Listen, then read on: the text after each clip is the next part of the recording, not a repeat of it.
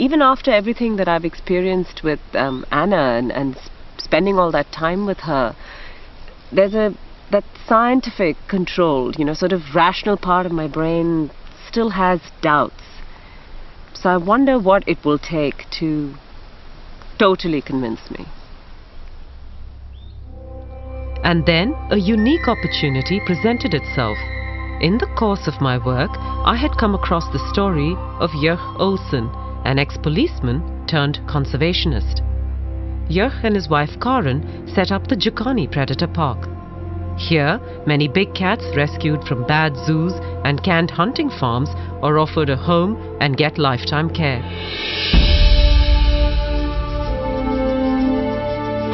Jurg has a remarkable relationship with his cats, and he handles them in a way I have seldom seen before.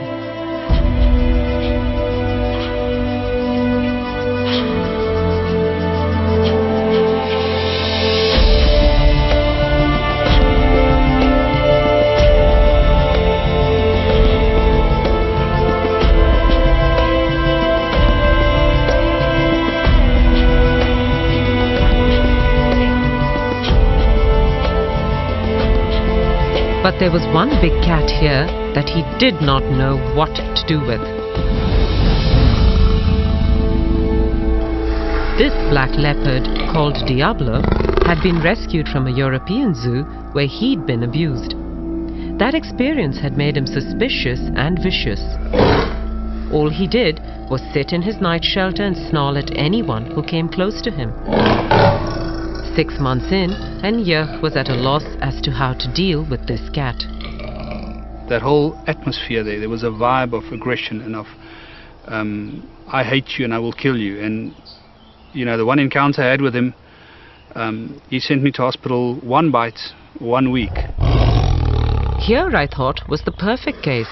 If Anna could get this animal to change his behavior and become well adjusted, then I would have no choice but to acknowledge that she was in dialogue with animals. It took me some time, however, to convince Jurg to bring in Anna. He's a dangerous cat. He's very, very dangerous. He's towards me and towards everybody else. In my opinion, the chances of an animal communicator changing that, it'll take a lot to convince me.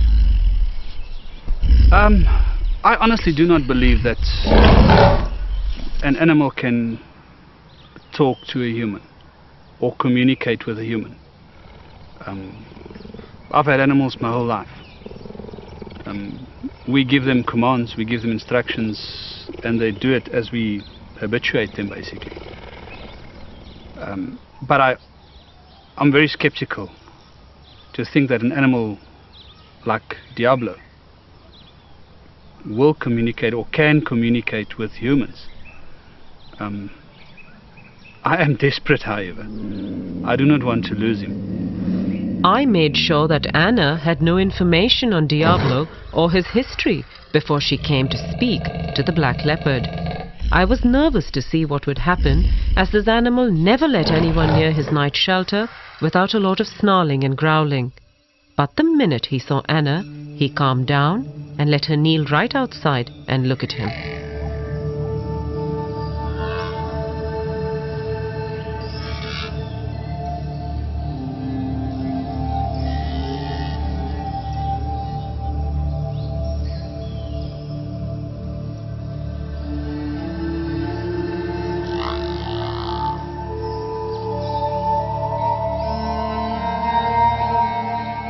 This beautiful black leopard that you've asked us to communicate with is very overawed by his new surroundings, having come from a very cramped and stressful place for him.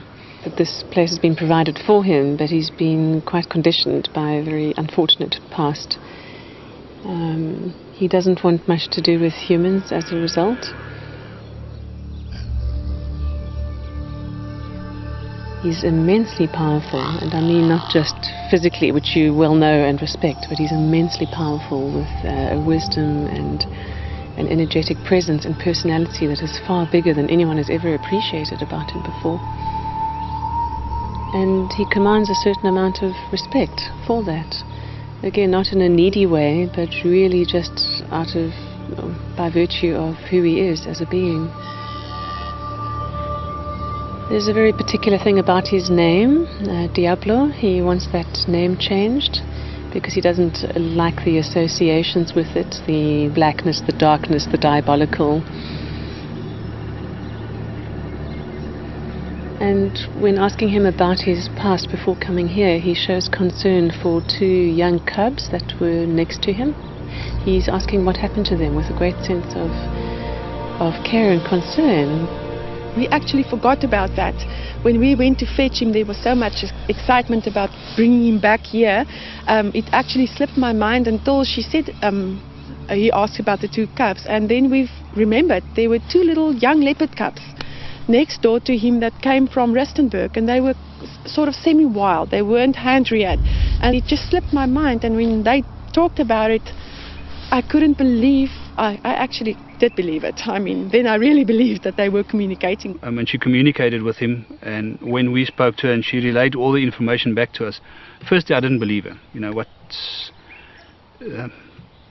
It's things that anybody can think out, and you can think, And then she said something about the cubs that were with him.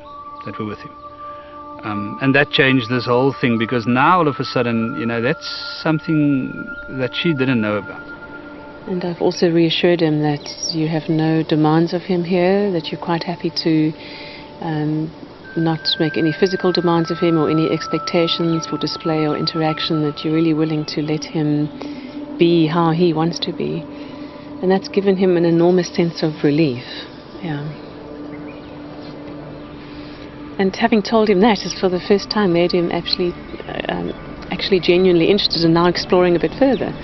Now that he feels that he's not being asked to come out more, he's genuinely interested in being relaxed enough to have a natural curiosity come out and to actually expand his horizons a bit. And Yeh was just stunned when the black leopard walked out of his night shelter into the larger enclosure later in the afternoon. In the 6 months that the cat had been here, Yeh had never seen him out of the night shelter. He then decided to rename the leopard Spirit.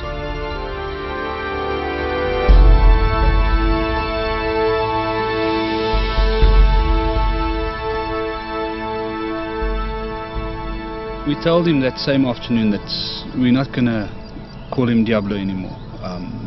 And we understand and we agree with that the diabolical side of it. That's not what he is to us. And we'd like to change his name to Spirit. As I walked to him, I thought, listen, he asked about the 2 young leopards. And I thought, well, I'm here now, there's nobody else here. I'm not going to look like a fool if he ignores me. I'll tell him what happened to those leopards. And as I called him and I said Spirit, and he was looking at me, he was lying like that, I said, with regard to the 2 little leopards, I just want to assure you and I want to tell you that they're safe. And I couldn't help it. I just said to him, wow, you're beautiful. Beautiful. Oh, that's mooi. That's mooi. And he gave me that, oh. And I thought, what's happening here? And I said to him, you understand what I'm telling you if I say to you that you're the most stunning cat? Oh. And I spoke to him and he answered me about 19 times. And he just sat there and he was totally relaxed. It's the first time since we had him that I felt at ease with him. I felt that he was relaxed and he understood me. It was, to say that, I don't know what it feels like for him. For me, it was the most amazing moment. Later that afternoon, Anna came back to check up on Spirit and to see how he was doing. I'm asking him now about how he experienced the communication from Jurgen through the fence. And he said it's the first time that someone has directly expressed to him verbally appreciation for who he really is, not how they see him to be. And that really surprised him. It shows me an image of literally stopping in his tracks by surprise at that sense of just this wall of appreciation coming towards him. He is so relieved that nothing's being demanded of him here. He's just so relieved. It's like this weight is lifted from his shoulders. And when he was grunting back, he said he was saying thank you for the thank yous. So for each thank you he was getting, he was saying thank you back.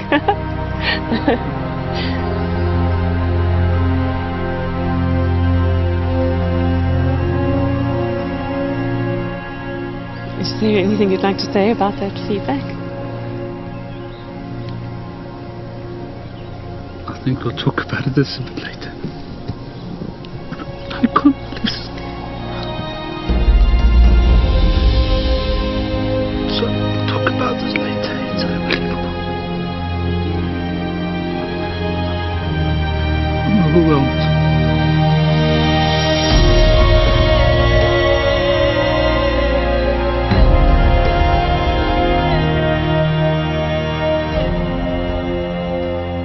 It's two different animals. It's two totally different personalities. We had a snarling cat, angry at everything, upset about being here, hating humans, hating us for having him here, ready to kill in an instant. To this relaxed black leopard that's lying on top of his log in his shelter is this attitude of you recognize me for who I am now. And it's amazing to talk to him and get the talking and get him to talk back to us. Jurg and Karen attended Anna's workshop on animal communication and now use it regularly with all their animals. It changed my whole life.